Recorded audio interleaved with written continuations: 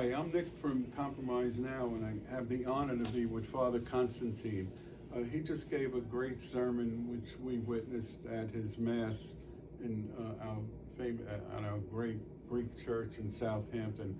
Father Constantine will now give a little comment on our Compromise Now podcast, where we're trying to bring America back together again, without the politics, without the medias. Mark and I are in this together.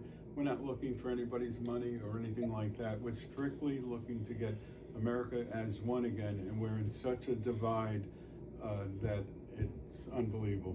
So, Father Constantine, if you can give us a comment on what your sermon was today, and how you might be able to help America, give us some good words of wisdom for us Americans to get back together and stop the bickering. Sure.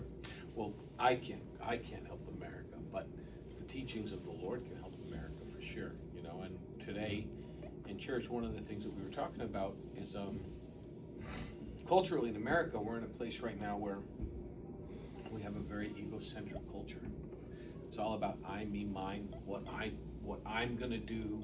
I'm gonna save America. I, me, and we also have a very egocentric, A bit narcissistic. very narcissistic, but we also have a very egocentric culture because it's what I'm entitled to, what I'm earned. Entitled. You know, and I look at these guys from like the greatest generation, right? I'm not talking like heroes. I'm talking like war heroes, real people who went and like fought Nazis in the trenches. Yes.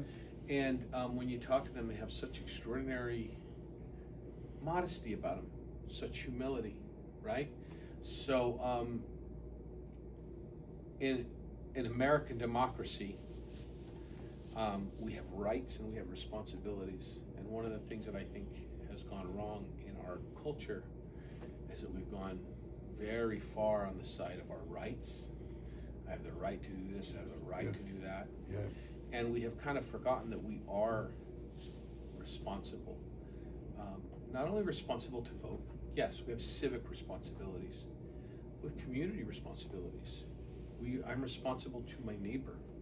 I'm responsible to those who I dislike and with whom I disagree. I have a responsibility of civility as an American. I have a responsibility of love as a Christian. Jesus is not an easy guy. He's not giving us an easy message. He's not saying, oh, love the people who agree with you.